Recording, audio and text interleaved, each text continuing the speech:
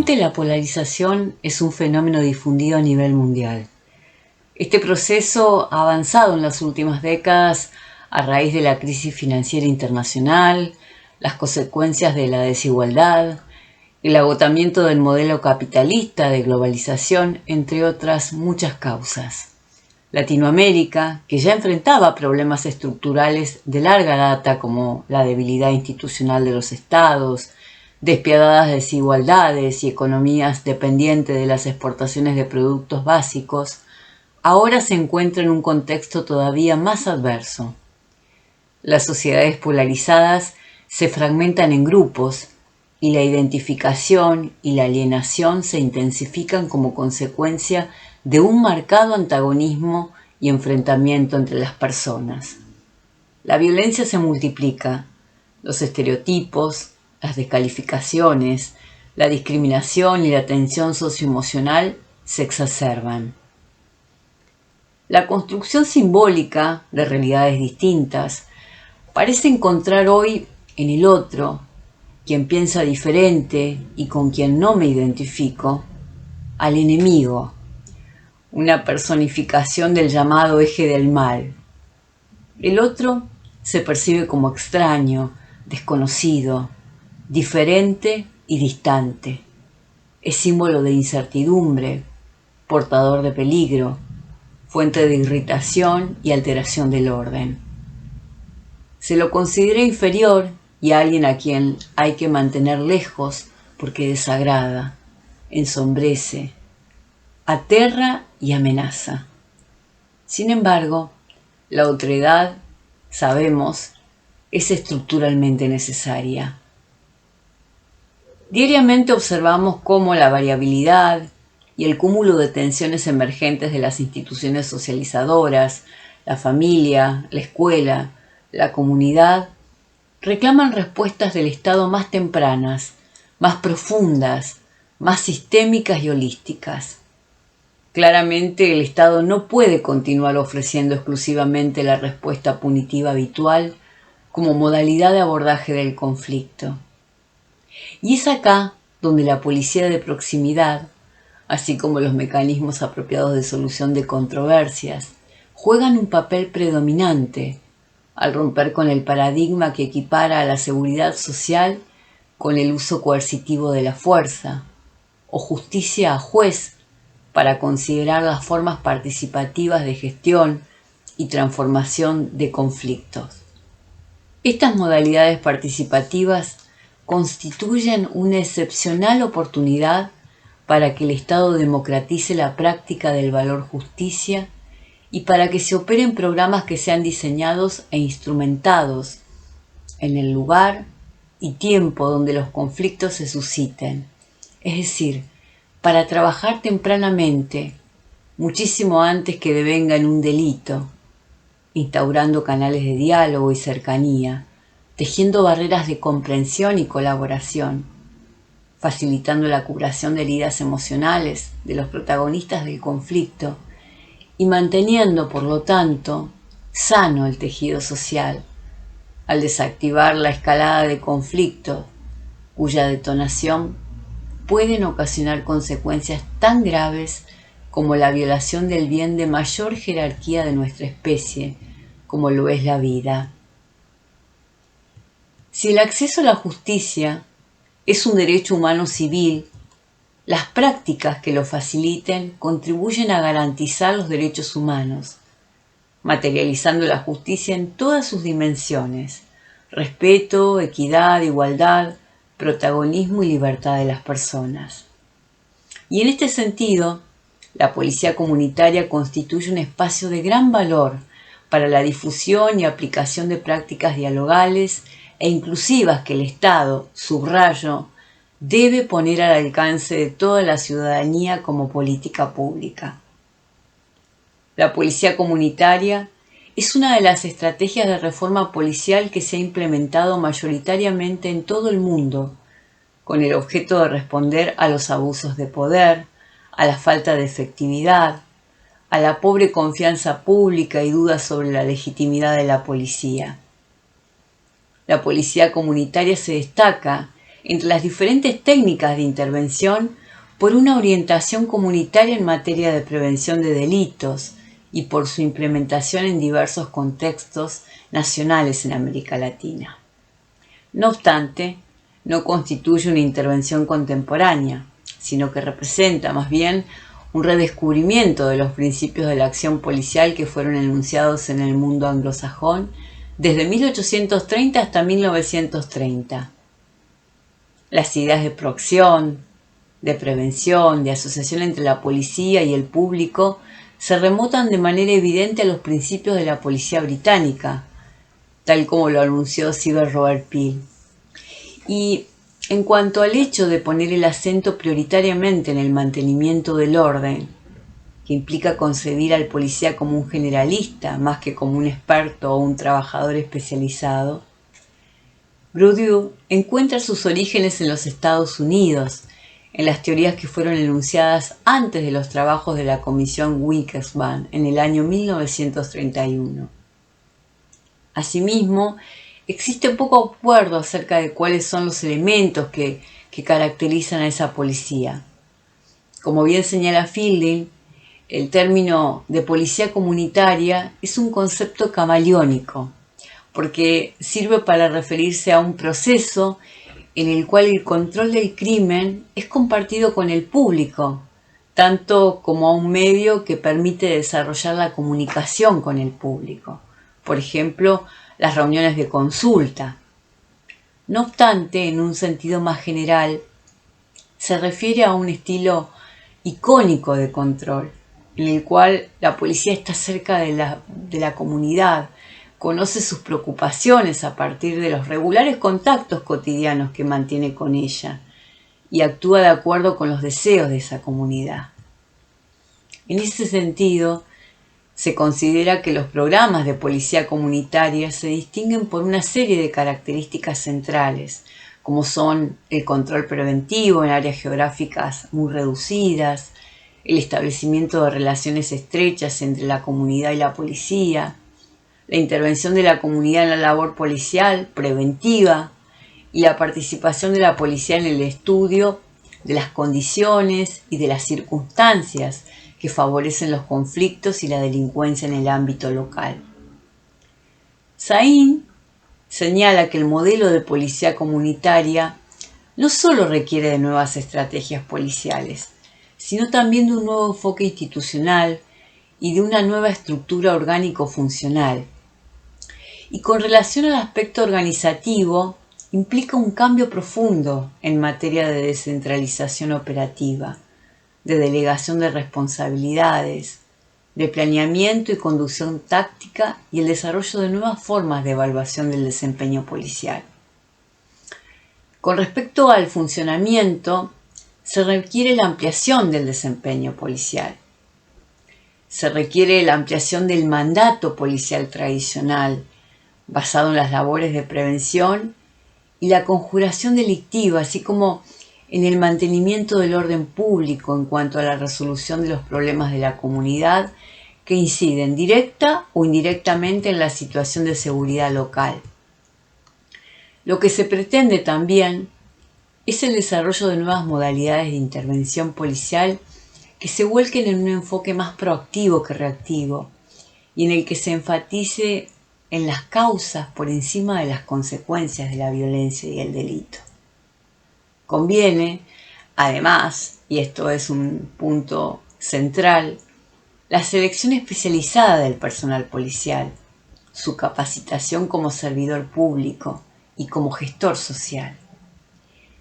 También, por último, se debe tener en cuenta el establecimiento de mecanismos de cooperación, de coordinación, de intervención conjuntas con el gobierno local o con las agencias locales del gobierno estatal o nacional. La inserción e intervención del accionar policial en las políticas locales de desarrollo social y la obligación de rendir cuentas de las labores policiales a las autoridades políticas locales y a la comunidad. Por otra parte, la construcción de la policía comunitaria nunca debe descansar en una concepción fáctica de la comunidad. Detrás de ese dispositivo no tiene que recibir el presupuesto teórico de que la comunidad constituye un conjunto de personas que no solo comparten una ubicación geográfica, sino también intereses o identidades. Como sabemos quienes operamos en conflictos, comunidad no es sinónimo de consenso. En las áreas urbanas, con la mixtura constante de géneros, de etnias, de culturas, de grupos sociales, de grupos diferentes de edad, de clases, esa imagen armónica se transforma casi en mítica. Y esto debe contemplarse en el proceso formativo de la policía comunitaria, que debe contar con herramientas que le posibiliten el reconocimiento de estas múltiples realidades que conviven en un mismo espacio y el diseño de abordajes que contemplen esa diversidad. La policía comunitaria, en aras de optimizar la calidad del servicio público, este gran servicio público que debe brindar, debe representar la seguridad pública y debe trazar como objetivo el de aproximarse al vecino, a las familias, integrándose en un núcleo social en el que adquiera respeto y confianza para poder fortalecer sus lazos sociales con la comunidad a la que debe servir, restaurando esa relación de confianza, de confidencia, de cordialidad que debiera existir entre los ciudadanos y aquellos integrantes de la sociedad que han sido capacitados, entrenados y enseñados en la labor de cuidarlos y de proteger la paz social. En la generalidad, se afirma que el policía comunitario se caracteriza por poseer un ámbito territorial de acción acotada a un territorio determinado, por instaurar vínculos estrechos con el ciudadano mediante el conocimiento de su entorno y de sus problemas, por desarrollar una actividad policial de carácter preventivo y proactivo, por lograr establecer alianzas con las autoridades locales para el adecuado desarrollo de las actividades de prevención del delito y la violencia, como también de los servicios comunitarios asumidos, el poseer autonomía funcional dentro de las funciones asignadas legalmente y en el marco de las estrategias y planes definidos conjuntamente con la comunidad en la que opera, y también rendir cuentas públicamente por su accionar. De las experiencias realizadas en algunas comunidades se desprende que el agente comunitario tendría que tener un rol de líder y actuar como mediador y representante del Estado. Tendría que conocer a la perfección el tejido social y las demás reparticiones públicas para colaborar en el cumplimiento de las demandas insatisfechas de la comunidad en materia de servicios públicos, la iluminación del barrio, el desmalezamiento. Lo que se busca es que la ciudadanía regrese al espacio público, no desde la violencia y la confrontación, sino desde el genuino deseo de cambio con otros, desde la idea de que el policía sea parte de ese otro, que ejerce justamente el lugar del cuidado y no del miedo y la fuerza, de forma que verdaderamente pueda aumentar el control social y disminuir la criminalidad. Pero como muchos sabemos, el contexto económico en Argentina se ha deteriorado dramáticamente en los últimos meses, con medidas de ajuste estructural que han impactado de manera devastadora a los sectores más vulnerables. Muchos sobreviven con ingresos muy por debajo de la línea de pobreza y han visto sus condiciones de vida aún más precarizadas, encontrando en el reclamo en la vía pública su forma de canalizar y de visibilizar sus demandas. Recientemente nos ha tocado asistir a diferentes marchas y protestas. Sin embargo, el gobierno argentino ha respondido con un uso desmedido de la fuerza, violando los principios internacionales que protegen la libertad de expresión y el derecho a la protesta. El 12 de marzo de este año, más de un centenar de personas fueron detenidas de manera arbitraria, incluyendo 2 niños, y al menos 20 manifestantes debieron ser hospitalizados por la acción represiva de la policía. Entre los casos más graves se encuentran el del fotógrafo Pablo Grillo, quien fue impactado en la cabeza por un cartucho de gas lacrimógeno mientras documentaba la movilización. Actualmente todavía su estado sigue siendo crítico. Y la agresión contra Grillo representa una preocupante violación a la libertad de prensa garantizada por tratados internacionales de derechos humanos. La reciente modificación de normativas de seguridad por parte del gobierno actual ha legitimado el uso excesivo de la fuerza contra manifestantes. El protocolo para el mantenimiento del orden público ante el corte de las vías de circulación, que fuera impulsado por la ministra de Seguridad, Patricia Bullrich, derogó restricciones previas al uso de pistolas lanzagases y la aportación de armas de fuego en manifestaciones, contraviniendo estándares internacionales de derechos humanos. Además, se ha criminalizado la protesta al pedir que se investigue la existencia de delitos como sedición, atentado al orden público, asociación ilícita agravada. Es especialmente preocupante la retórica actual que justifica la violencia con discursos que califican las protestas como intentos de desestabilización o actos terroristas, buscando de alguna manera deshumanizar lo que se instala como la necesidad de ser escuchado. Es también preocupante la persecución con amenazas de remoción y hasta imputaciones penales que algunos funcionarios han lanzado contra la jueza Carina Andrade, que liberó a todas las personas detenidas ante el incumplimiento por parte de los efectivos policiales de los requisitos mínimos para controlar la legalidad de las detenciones. Es decir, las circunstancias de modo, lugar, tiempo y las acusaciones concretas contra cada uno de ellos. El orden jurídico parte del reconocimiento de la dignidad de la persona y de la libertad de expresión que le es inherente. Creo que de poco valdría reconocer al ser humano su dignidad de persona como ente dotado de conciencia si no se le permite expresar su libertad de conciencia. Y para eso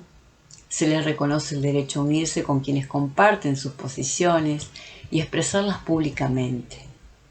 Hay una base general de libertad a la cual se sustraen solo unas pocas conductas previamente identificadas en las leyes penales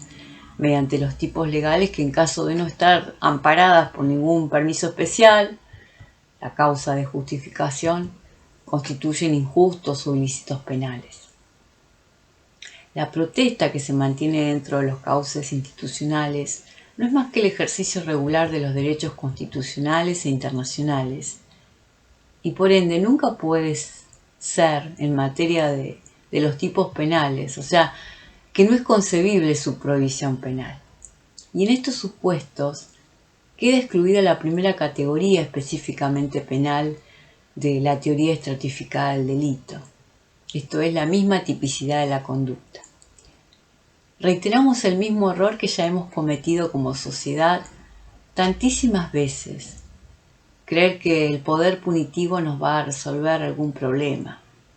que va a atacar algún mal cósmico que nos amenaza con destruirnos. Así fue a lo largo de 1000 años, y así llegamos a este momento, en esta región del planeta, en nuestra América Latina, región que lleva 500 años de resistencia contra el colonialismo. Creo que en espacios de reflexión como este, debe instalarse al gobierno a respetar los derechos humanos, a garantizar la libertad de expresión y movilización, y repensar otras modalidades de control ante lo emergente. No es de mi interés politizar esta exposición, todo lo contrario. Me importa poner el énfasis en los derechos humanos, en la necesidad de construir comunidad y de pensar una modalidad de abordaje, aquello que se torna disruptivo, absolutamente distinto. Me importa que estos espacios de encuentro nos permitan recordar que existen otras formas de dar respuesta ante la ebullición social. No caigamos en el mismo error que hemos incurrido tantas veces. Porque, como lo señala Zaffaroni, nunca ese poder punitivo resolvió ninguno de los males cósmicos que tomó como pretexto para expandirse, lo cual significa que siempre estuvo al servicio de otros intereses y que ha sido una permanente estafa, presente a lo largo de toda la historia de la humanidad, una estafa muy grave que reincide a lo largo de siglos. Así como en otros países del mundo, Argentina ha tenido experiencias de cuerpos de seguridad como es la policía de proximidad. Hoy, ello en este nuevo contexto ha perimido lamentablemente, pero creo que hoy más que nunca es necesario recuperar y revisar la ineficacia de lo actual. Los cambios en la estructura organizativa, en los medios procedimentales, en las rutinas institucionales y en sus basamentos simbólicos requieren de abordajes diversificados, flexibles, graduales y persistentes en el tiempo, para poder producir paulatinamente nuevas prácticas institucionales. Y en ese sentido, coincido con Arias y Ungar en que para que una reforma policial sea exitosa, debe haber compromiso político que tenga una mirada compleja ante la realidad.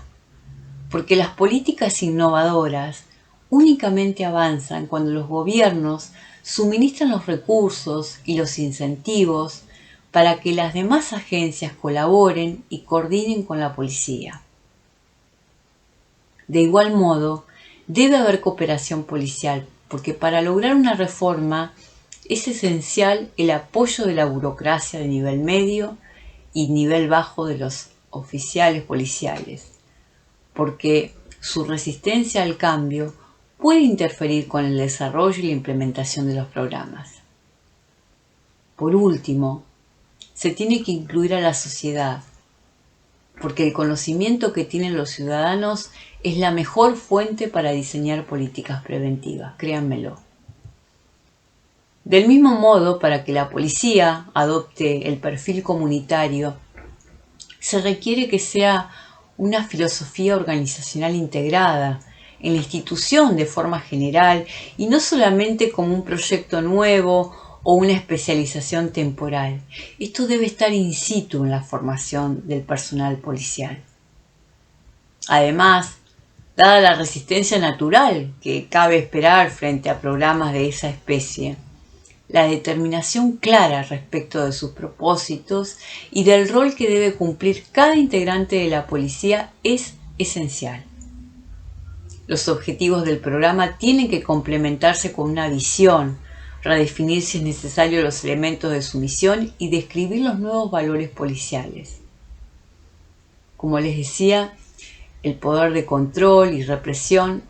se ha visto exacerbado en estos tiempos, encontrando la respuesta al malestar social con el establecimiento de un nuevo protocolo que fija pautas de actuación policial y estatal contrarias al derecho a la libre reunión y asociación, a la libertad de expresión y de protesta social que ha reconocido nuestra Constitución Nacional y los tratados internacionales de derechos humanos. Contrario a esto, la dimensión filosófica de la policía comunitaria y la mediación policial son el sustento de fundamentos y de valores que cimentan un modo de pensar, de actuar y de vivir centrado en la dignidad humana, en un estilo de convivencia pacífica, respetuosa, solidaria y compositiva, en la que los conflictos se resuelven en forma dialogada y participativa. Esos valores y los principios que sustentan estas metodologías invitan a repensar los vínculos, las relaciones, nos acercan en la comprensión del otro, en su riqueza, su reconocimiento, alteridad y dignidad. Desde mi tarea cotidiana en comunidad, percibo que las instituciones socializadoras y su conflictividad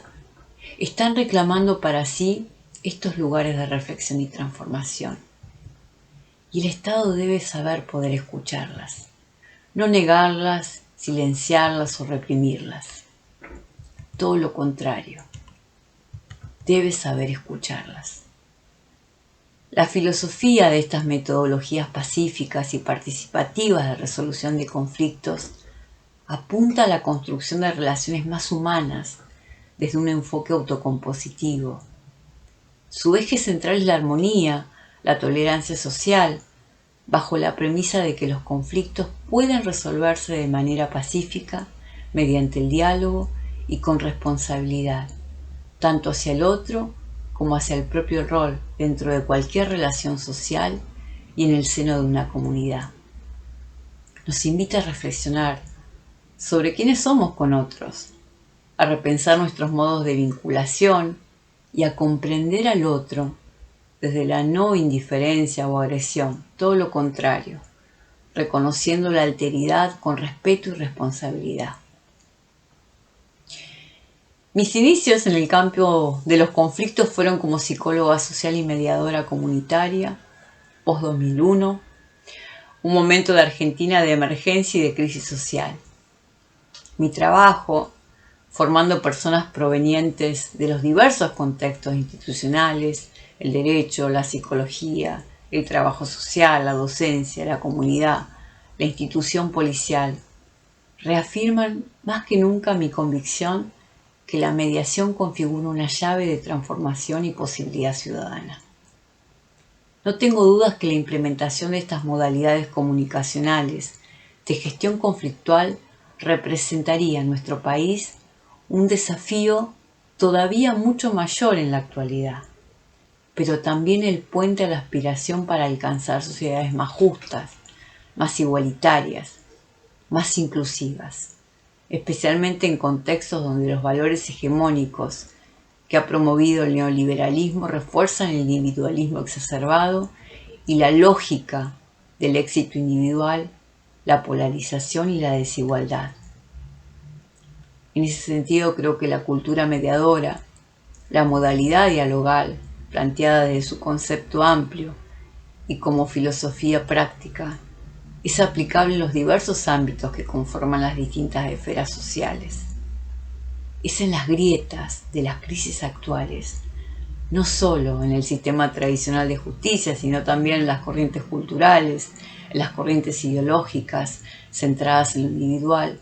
donde la mediación y los diversos métodos participativos de resolución de conflictos emergen como una alternativa humanizada y diferenciada, con las suficientes potencialidades para contribuir a la paz social. Estoy convencida, desde la experiencia vivida y desde el rol docente de la fuerza policial que he desarrollado por muchos años, del papel clave que las metodologías pacíficas y participativas de resolución de conflictos, y más concretamente la mediación, pueden tener en el afianzamiento de la democracia, tal como lo anhelamos todos. Todas poseen un marco común: la voluntariedad, la confianza, la ayuda a las partes, la neutralidad, la legitimación, el todos ganan y por supuesto la confidencialidad y el protagonismo, el coprotagonismo. Y los puentes que las unen, que son el respeto, la diversidad, el pluralismo, la paz, el diálogo, hacen que sean medios que sirven a un fin como la democracia, la cual a su vez es un requisito del buen vivir. Además, son capaces de contribuir con una filosofía y con una praxis que son indispensables en esta escena cotidiana de creciente polarización y confrontación. Sus postulados, basados en la aceptación del conflicto como motor del cambio, en la necesidad y la viabilidad de un abordaje pacífico, en la superación de la exclusión mediante el diálogo, en la enorme valía de la palabra frente a la fuerza, en la confianza, en la capacidad del ser humano para elegir sus condiciones concretas de existencia, a pesar de todo, de modo creativo, pacífico y consensuado, potencian el fortalecimiento de la democracia. la consolidación de la apuesta por la paz y el ejercicio pleno, absoluto de la ciudadanía. Muchísimas gracias.